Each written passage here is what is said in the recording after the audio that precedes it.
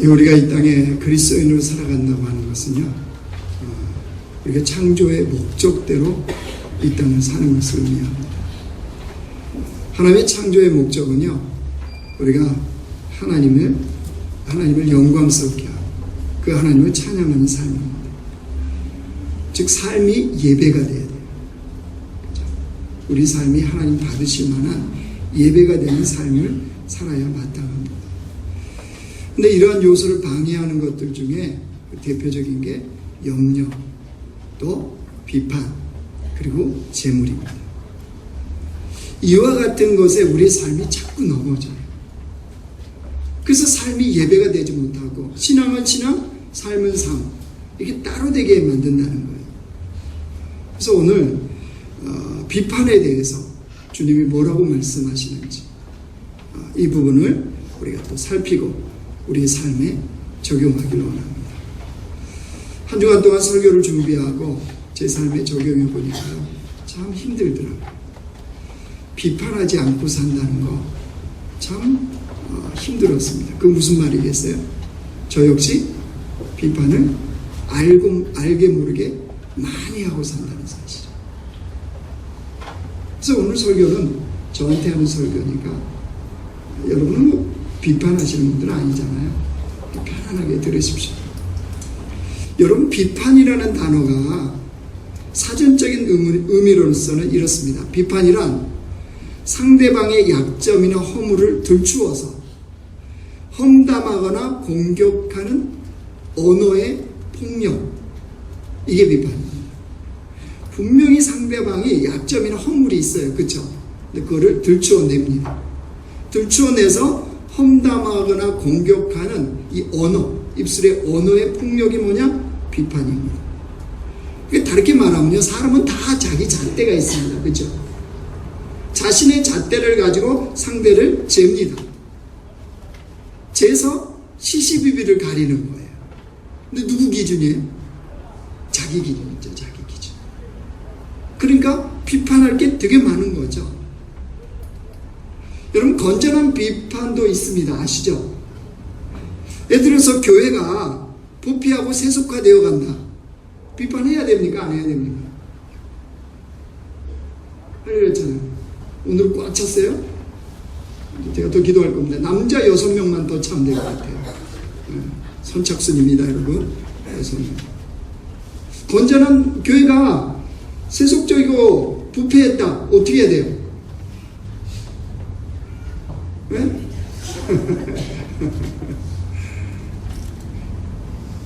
비판해야죠. 근데 그 비판이 뭘로요? 기도해야죠. 교회가 부패되고 교회가 세속화되어 가는 걸 본다면 비판 의식을 가지고 하나님 앞에 기도하는 작업이 필요합니다. 근데 우리가 지금 살아가고 있는 시대 여러분 어떤가요? 할 말이 되게 여러분 많으실 거예요. 아마 지금 우리가 다 알고 있는 사실, 온 나라가 비판으로 다 덮여 있는 거 아시죠? 온 나라가 비판으로 덮여 있습니다. 어느 농객이 이런 말을 했어요. 우리나라의 지금의 상태를 보면서 이렇게 말하더라고요. 사상과 이념의 광기 시대다.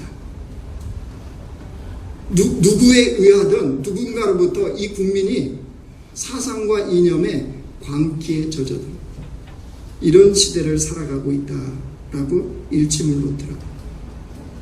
예전은 동서로 나뉘었던 지역 감정이 지금은 뭡니까? 진보 보수하면서 이념 싸움하고 있습니다. 마치 보이지 않는 전쟁처럼요, 마음과 마음이 서로 싸워요. 지난주에 좀 누구한테 들었는데 실제로 지하철에서 연세 드신 분들이 서로 싸우고, 왜 싸운지 아십니까? 너는 진보니 나는 보수니 이러면서. 서로 언제 봤다고요? 아니 그게 지금 우리가 살고 있는 현실이에요, 여러분. 현실. 가정교회 할 때 정치 얘기하지 마세요.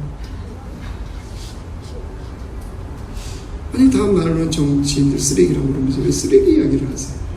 그죠?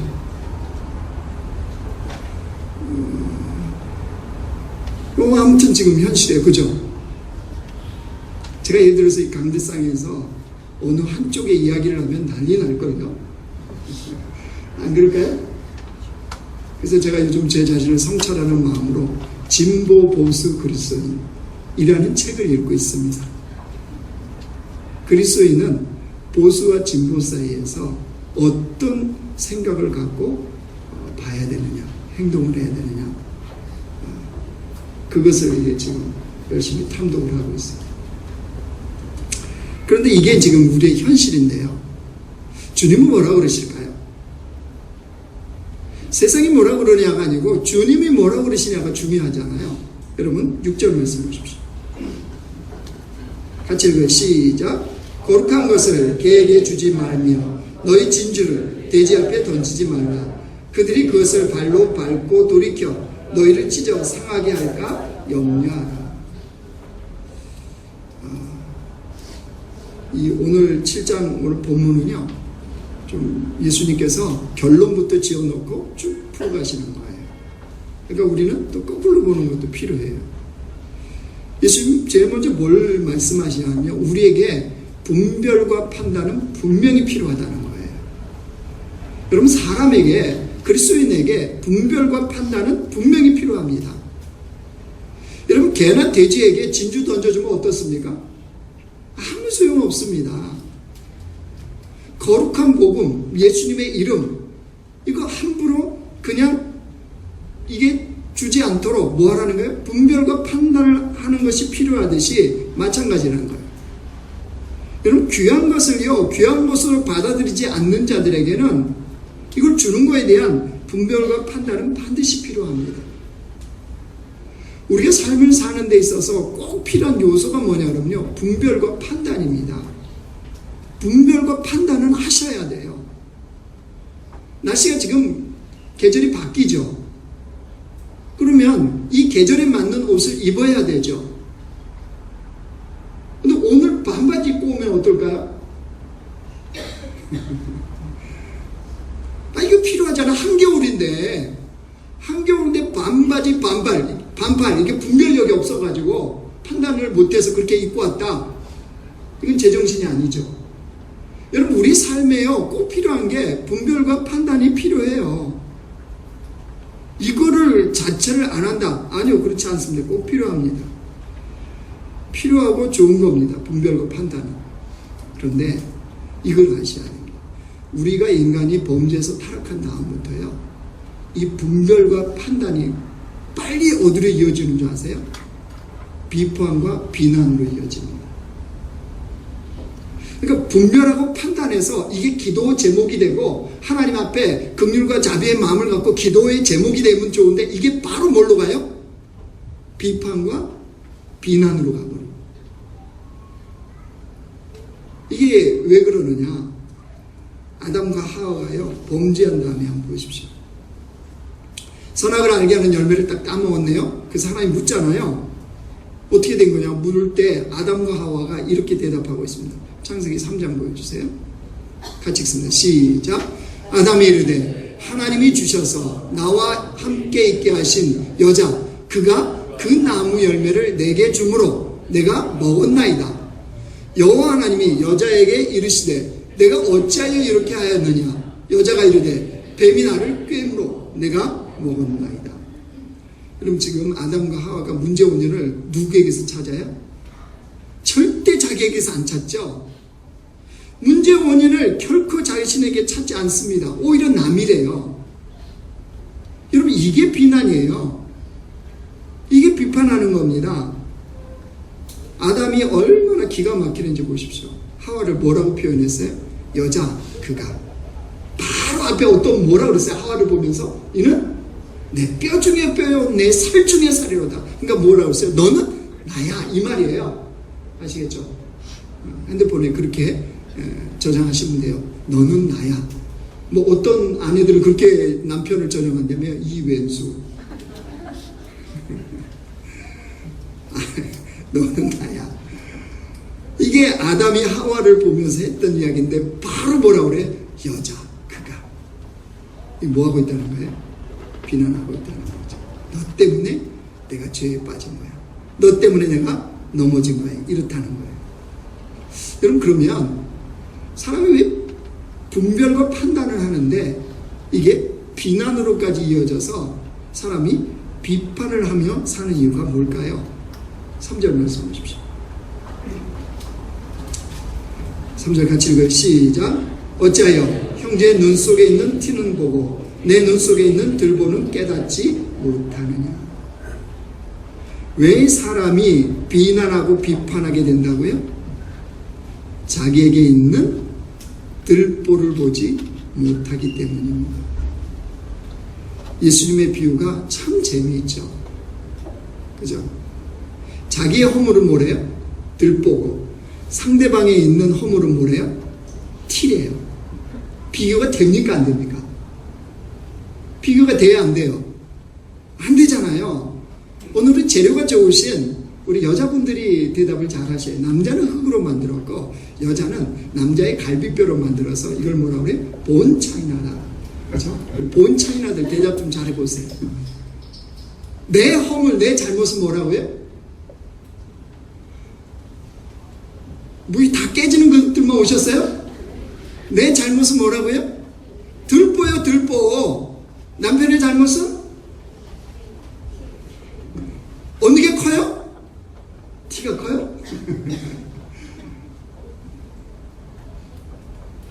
여러분, 왜 우리가 비난하고 비판하냐 그러면요, 내게 있는 허물과 잘못이 들보이고 상대편에게 있는 잘못과 허물이 티라는 거, 이 사실을 놓쳐버리기 때문에 우리는 어떻게 봅니까? 내게 있는 건 티고 너에게 있는 것은 들보다. 이러니까 뭐가 됩니까? 비난과 비판과 이제 그게 싸움이 되죠. 그래서 비판은 내가 얼마나 흠이 많은지를 모를 때 하는 거예요. 요즘 내로남불이라고 하죠. 무슨 사자성어처럼 대한민국에 자리 잡아버려요. 내가 하면 뭐고? 로맨스고, 다른 사람이 하면 다 불륜이에요. 다 불륜. 그죠? 내가 하면 합법적이고 다른 사람이 하면 불법이고. 요 생각이 되니까 비판하겠죠. 아니, 자기가 들보고 다른 사람이 있는 게 티라면 어떻게 비판과 비난이 나오겠습니까? 그럼 내로남불, 이런 사람을 뭐라고 그러는지 아세요? 위선자라고 그럽니다. 위선자. 왜 위선자입니까? 위선자는 자신을 감추기 위해서 남을 쉽게 비판합니다. 왜? 자기가 드러나 버리니까요. 그러니까 뭐 하는 거예요? 선제 공격하는 거죠. 상대방의 약점과 상대방의 잘못을 열심히 드러내는 거예요. 근데 여러분 좀 생각해야 돼요. 특별히 우리 그리스도인들은 생각 좀 많이 하셔야 됩니다. 비판 잘하는 사람이 있어요. 그죠? 정말 논리적이고 딱 상황에 갖다 붙이고 옳고 그름을 명확하게 해서 딱 비난하면, 비판하면 어떻습니까? 우리는 어느 순간에 생각이 별로 안 기우나요? 주님이 뭐라고 그러셨나? 하나님은 뭐라고 그러실 건가? 이거 전혀 관련 없습니다. 논리적으로 너무 맞아요. 합당해요. 또 옳고 그름 너무 명확해요. 그리고 우리 생각이 거기로 다 쏠립니다. 왜 서초동 가고 왜 그 광화문 가겠습니까? 왜 여기 평촌 남수자에 나는 것이고? 네? 맞거든요, 그게 보니까. 근데 여러분 주변에 혹시 남을 쉽게 비판하는 사람 있으면요, 경계하시고 멀리 하십시오. 왜냐하면 위선자일 가능성이 많은 사람입니다. 근데 우리 뭐라고 생각하죠? 사리 분별이 분명하다고, 저 사람은. 똑똑하고 분명하게 얘기한다고. 아니요. 위선자일 가능성이 많습니다. 특별히 뭔가 열심히 하고 잘하고 흠이 없어 보이는 것 같은 사람들 주의하십시오. 왜냐하면 그것은 겉으로 보여지는 것 뿐이에요. 완전한 사람이 있어요, 없어요? 본차나의 분들, 완전한 남편이 있을까요, 없을까요? 없어요, 없어. 예? 없는데 왜 자꾸 찾으세요? 그만하니까 결혼해줘.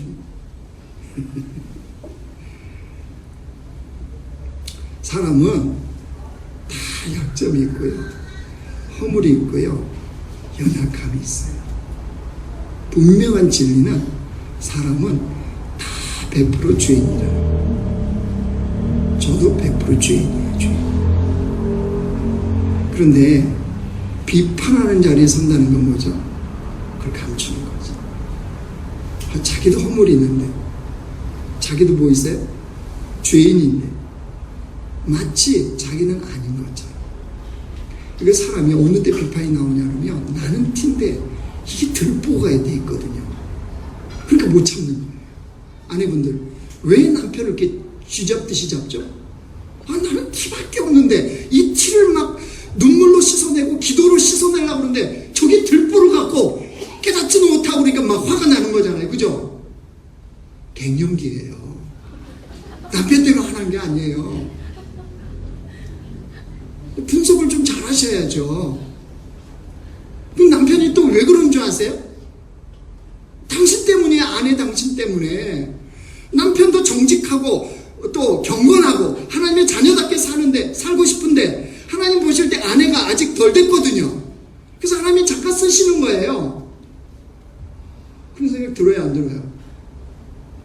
잠깐 좀 쓰시는 거예요. 좀 여러분 보실 때는 들보로 보이지만 들보를 주셔갖고 쓰시는 거예요. 근데 그거를 들보라 그러니까 이거 얼마나 어려워지겠습니까? 그러니까 비판을 많이 하는 사람들, 비판을 잘하는 사람들 보면 유선자일 가능성이 많구나 이렇게 보시면 딱 맞습니다. 들을 때는 시원해 보이고 들을 때는 괜찮은 것 같죠. 뒤돌아서면 어떻던가요? 얼마나 찜찜한 줄 아세요? 주님 앞에 서면요 더 마음이 괴롭습니다. 그렇기 때문에 여러분 우리 자신이 어떤 존재인지를 먼저 깨닫는 것이 필요해요. 가이드 포스트지에요. 이런 내용이 실려져 있었어요. 좁은 골목을 사이에 두고 아파트 2동이 세워졌네요. 좁은 골목을 사이에 두고 있으니까 거실과 거실이 서로 보이는 거예요. 근데 한 층에 그 한 부인이 자기는 늘 습관처럼 거실에 앉아가지고 신문을 보면서 차를 마시는 이 습관이 있는 거예요. 그러니까 늘 거실에 앉아갖고 신문을 보면 차를 마시는데 바로 맞은층에 건너편에 아파트가 골목이 좁으니까 다 보이는 거예요. 자기 집처럼. 근데 그쪽 부인은 뭐 하고 있냐 그러면요. 늘 책을 보면서 바느질을 하는 그런 부인인 거예요. 그래서 서로 모르는 사이예요. 그러나 뭐 하는 거예요? 마치 아는 사이처럼 얼굴이 서로 가까우니까 그렇게 볼 수밖에 없는 거예요. 어느 날 이 부인이 그날도 차를 마시면서 신문을 보고 있는데 건너편에 그 것이 잘 안 보이는 거예요. 그 순간에 퍼뜩 이런 생각이 들더래요. 원 세상에 창문이나 닦고 바느질을 하든 책을 읽든 하지 저렇게 게을러서 책만 읽으면 뭐하노? 이 생각이 퍼뜩 들었다는 거예요. 그리고 2주 후에 이제 봄맞이 대청소를 했답니다. 자기 집에 구석구석 치우고 베란다 쓸고 닦고 그다음에 창문 닦을 거 닦고 이렇게 하고 이제 녹초가 되었어요. 그래서 이제 피곤한 몸을 가지고 이제 신문이나 좀 봐야 되겠다. 그리고 신문 보면서 차를 마시면서 습관처럼 뭘 봤겠어요? 건너편 아파트 거실을 또 본 거죠. 근데 어떻게 보였어요? 선명하게 보이는 거예요. 그 순간 딱 깨달았던 거죠. 저쪽 아파트의 부인이 창문을 안 닦은 게 아니라 누가 안 닦은 거예요? 내가 안 닦은 거예요. 내가. 비판은 이와 같습니다. 비판은 자기 창문은 닦지 않으면서 남의 창문만 안 닦았다고 비난하는 사람. 이게 비판이에요. 그러면 왜 우리가 비판이나 비난이나 비방을 하지 말고 살아야 될까요? 1, 2절 말씀해 주십시오. 1, 2절 같이 읽어 시작. 비판을 받지 아니하려거든 비판하지 말라. 너희가 비판하는 그 비판으로 너희가 비판을 받을 것이요 너희가 헤아리는 그 헤아림으로 너희가 헤아림을 받을 것이니라. 비판하는 자는 반드시 뭐하게 돼 있대요? 비판을 받게 돼 있습니다. 비판은 부메랑입니다. 부메랑. 내가 누군가를 비판하면 반드시 내가 비판받을 거라는 생각을 하셔야 해요. 여러분 비판을 좋아하는 사람이 있을까요? 없을까요? 저는 비판을 좋아할까요? 싫어할까요? 싫어합니다. 물론 건강한, 건전한, 또 제가 마땅히 들어야 될 비판에 대해서는 들을 각오를 하고 있습니다. 그런데 저도 사실은 비판 싫습니다. 듣고 싶지 않아요. 마음상에. 그 말은 무슨 뜻이에요? 여러분, 내가 싫은 건 다른 사람이 싫어요, 안 싫어요? 싫은 거예요. 사랑하는 아내분들 꼭 생각하세요. 옆집 아줌마가 여러분 동창이 여러분을 씹으면 좋아요, 싫어요? 잘못 물어봤구나. 옆집 아줌마나 여러분 동창이 여러분을 씹으면 싫어요, 싫어요? 싫잖아요. 남편에 대해서 이러쿵 저러쿵 여러분이 감나라 배나라 왜 당신의 일에 나랑 20년 30년 살았는데 이래 그러면 남편이 좋아하겠어요, 싫어하겠어요? 개도 여러분이 막 취급하면 개가 어떻게 하던가요? 여기저기 오줌도 싸놓고 야단친 주인의 신발을 물어 뜯어 놓습니다. 개도. 근데 남편이 개만 또 못해요?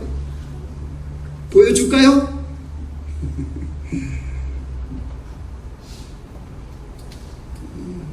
비판은 내가 싫으면요, 내가 듣기 싫으면 다른 사람도 싫다는 것을 생각해야 돼요.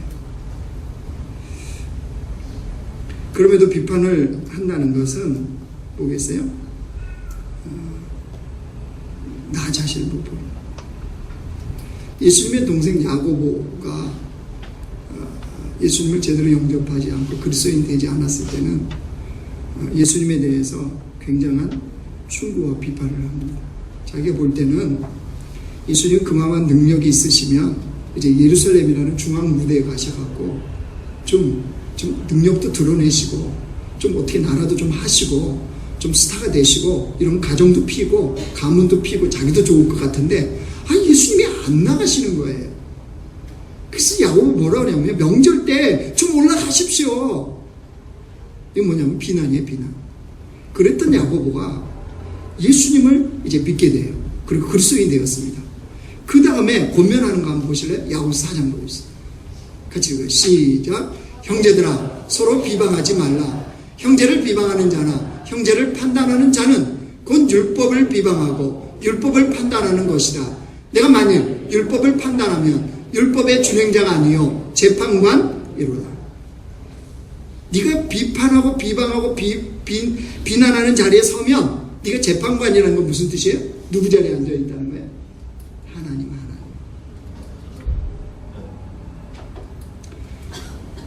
하나님만이 심판하시는데 네가 그 자리에 올라가지고 그죠? 비방하고 비판하고 판단하는 이 일을 누가 하고 있다고요? 네가 하고 있다. 여러분, 그리고 기억해야 될 게요, 우리가 누군가를 비판할 수 없는 거는요, 우리가 누군가의 속사정을 다 알아요, 몰라요? 몰라요.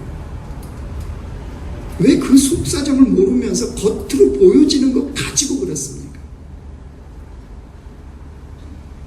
유대인들은 그 사람과 친구가 되려면요, 뭐부터 하냐 하면 그 사람의 신발부터 신어본다.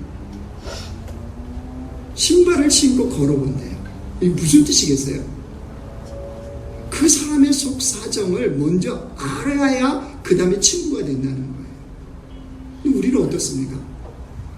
겉으로 보여주는 것으로 바로 판단하죠. 그 사람 속사정을 몰라요. 어떤 상처가 있는지, 어떤 아픔이 있는지, 어떤 어려움이 있는지.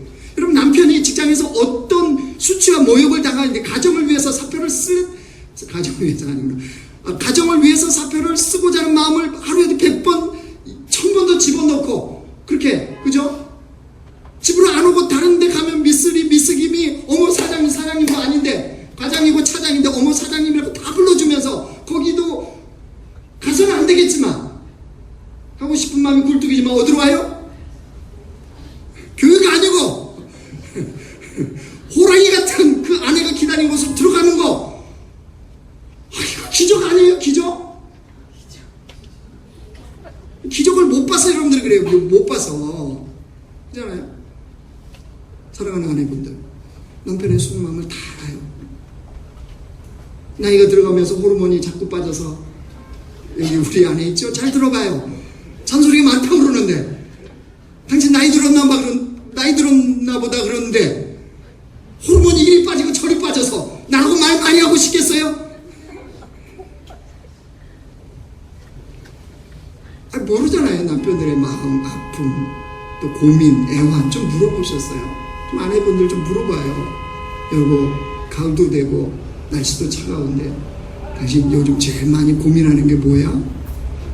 당신의 뒷모습이 많이 처져 보인다. 좀 이런 얘기 좀 해요. 그런 얘기는 한 번도. 뭐야? 왜 쓰레기 안 치우는 거야? 음식물 쓰레기 남자가 치우는 거라는데 그런 법이 어디 있어요? 그런 법이. 도대체 그런 걸 어디서 빨리 들어오셔갖고 다 얘기하면서. 그런 광고는 안 보세요? 당신을 위해서 보약을 한 제 지어준다. 뭐 이런 광고 안 나와요? 그러니까 무슨 말이냐면요, 겉으로만 보니까 자꾸 비판이 나오는 거예요.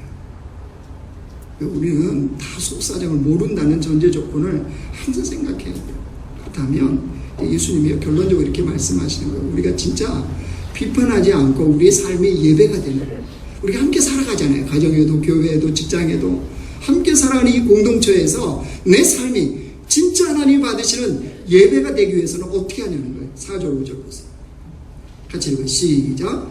보라, 내 눈 속에 들보가 있는데 어찌하여 형제에게 말하기를 나로 내 눈 속에 있는 티를 빼게 하라 하겠느냐. 외식하는 자여, 먼저 내 눈 속에서 들보를 빼어라. 그 후에야 밝히 보고 형제의 눈 속에서 티를 빼리라. 무엇이 진짜 우리의 삶이 예배, 하나님을 예배하는 삶이 되어진다고요? 자신에게 들보가 있음을 인정하는 거예요. 내게 들보가 있고 내 허물과 내 잘못은 들보구나. 당신의 잘못과 허물은 티구나. 여러분, 이것을 인정하는 것으로부터 삶의 예배가 되어져요. 그러니까 언제나 상대편을 볼 때마다 이게 뭐 잔소리하고 싶고 비난하고 싶을 때마다 어떤 생각을 하라고요? 나는 들보구나. 당신은 티구나. 이렇게 생각하라는 거예요. 자, 생각만 해서는 안 돼요. 자, 입술로 이게 좀 선포를. 옆 사람 보고 한번. 그래서 오늘 잘 앉았어야 되는데, 옆 사람 보고. 내 잘못은 들보이고, 시작. 당신의 잘못은 티입니다. 그럼 또 이제 설교 끝나면 누군가 저한테 얘기해요. 목사님, 큰 티 안 보셨어요? 큰 티?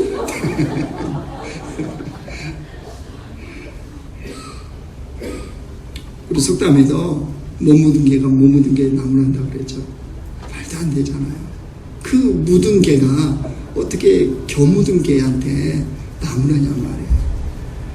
우리는 우리의 잘못은 들보예요. 들보. 내게 있는 허물도 들보, 내게 있는 죄도 들보. 상대편은요, 티요. 겨우 티. 바람 불러 날아가 버리고 주님의 은혜가 임하면 금방 없어지는 거예요. 근데 나는 주의 은혜가 임하고 회개해도 여전히 남아있는 그런 들보. 그게 내게 있구나. 이걸 철저하게 깨달으면요, 비난하는 거 멈출 수 있어요. 예수님이 이 땅에 오셔서 책망하는 무리가 있고요, 칭찬하는 무리가 있어요. 근데 우리의 상식과 세상의 상식으로는 안 맞아요. 예수님이 주로 바리새인들, 서기관들, 대제사장들 책망하시죠. 늘 비난하시죠. 이쪽은 세리, 창녀, 그죠? 이런 사람들 뭐예요? 오히려 칭찬. 그럼 세상의 관점으로 보면 이 바리새인들이 훨씬 필요하죠. 이들이 잘났죠. 근데 예수님은 아니, 이 사람들은 야단치고 이쪽은 뭐예요? 칭찬을 하더라는 거예요. 왜 그럴까요? 그러면 이 본문을 통해서 가만히 보십시오. 이유가 뭔데? 누가복음 18장 보였어요. 같이 읽어요. 시작. 두 사람이 기도하러 성전에 올라가니 하나는 바리새인이요 하나는 세리라. 바리새인은 서서 따로 기도하여 이르되 하나님이여, 나는 다른 사람들 곧 토색, 불의, 간음을 하는 자들과 같지 아니하고 이 세리와도 같지 아니함을 감사나이다. 나는 일에 2번 금식하고 또 소득의 11조를 드리나이다 하고, 세리는 멀리 서서 감히 눈을 들어 하늘을 쳐다보지도 못하고 다만 가슴을 치며 이르되 하나님이여, 불쌍히 여기소서, 나는 죄인으로소이다 하였느니라. 여러분, 세상 관점으로 보십시오. 바리새인들 놀랍잖아요. 그죠? 얼마나 헌신적입니까? 얼마나 기도 많이 합니까? 겉으로 보여지는 건 놀랍죠? 세리들은 사람들이 볼 때 매국노고 강탈자입니다. 근데 주님은 오히려 세리들을 칭찬하시네요. 왜 그렇습니까? 주님 앞에 자신이 죄인임을 겸손하게 인정하는 사람. 주님의 나라는 이런 자를 통해서 주님이 이룬다고 말씀하셨어요. 하나님의 나라는 그들의 심령에 임하였다고 주님 말씀하셨어요. 여러분, 주님의 관점은 우리의 관점, 세상의 관점과 다를 수 있습니다. 이제 말씀을 정리하겠습니다. 하나님께서는 우리의 삶이 예배가 되는 삶이 되길 원하세요. 그것을 위해서 뭐 하지 말래요? 비판하지 말라요. 분별과 판단은 하셔야 됩니다. 정확하게 하셔야 돼요. 냉철하게 하셔야 돼요. 근데 그게 뭘로 이어지면 안 돼요? 비난과 비판과 비방으로 이어지시면 안 돼요. 분별하고 판단해서 그게 뭐가 돼야 돼요? 기도 제목이 되셔야 돼요. 그래서 상대방을 위한 긍휼과 자비의 마음을 가지고 하나님 앞에 기도해야죠. 그걸 안 하니까 뭐 해야 돼요? 그걸 안 하니까 비난하고 비방해서 이거를 쏟아 놓아야 되는 거죠. 그건 주님이 받지 않는 예배가 돼요. 여러분, 특별히 우리의 비판은요, 말의 영역입니다. 말. 우리 행동으로 뭔가를 하는 게 아니에요. 말이에요. 말. 그렇기 때문에 우리의 말이, 우리의 입술의 언어가 성령께 붙들리는 게 필요해요. 성령께 붙들려서 이 말을 주님이 좀 하라는 것을 하세요. 말이 얼마나 무서운 줄 아세요? 말은요, 상대방의 마음에 씨를 뿌리는 것과 같아요. 그러면 반드시 열매가 나타나거든요. 여러분, 그 유명한 이혜인 수녀가요, 말을 위한 기도라는 이 기도의 그 시를 썼습니다. 여러분, 이것을 읽어드리고 오늘 설교를 마치겠습니다. 내가 이 세상에 태어나 수없이 뿌려놓은 말의 씨들이 어디서 어떻게 열매를 맺었을까 조용히 헤아려 볼 때가 있습니다. 결코 뿌린 말의 씨라도 그 어디선가 뿌리를 내렸을지 모른다고 생각하면 왠지 두렵습니다. 더러는 호공으로 사라지고 더러는 다른 이의 가슴 속에서 좋은 열매 또는 언짢은 열매를 맺기도 했을 언어의 나무. 주여, 내가 지닌 언어의 나무에도 멀고 가까운 이웃들이 주고 간 크고 작은 말의 열매들이 주렁주렁 달려 있습니다. 둥근 것, 모난 것, 밝은 것, 어두운 것, 향기로운 것, 반짝이는 것. 그 주인의 얼굴은 잊었어도 말은 죽지 않고 살아서 나와 함께 머뭅니다. 중간 생략하고요. 내가 어려서부터 말로 저지른 모든 잘못, 특히 사랑을 거스린 비방과 오해의 말들을, 경솔한 속담과 편견과 위선의 말들을 주여 용서하소서. 나날이 새로운 마음, 깨어있는 마음, 그리고 감사한 마음으로 내 언어의 집을 짓게 하시어 해처럼 환히 빛나는 삶을 당신의 은총 속에 이어가게 하소서.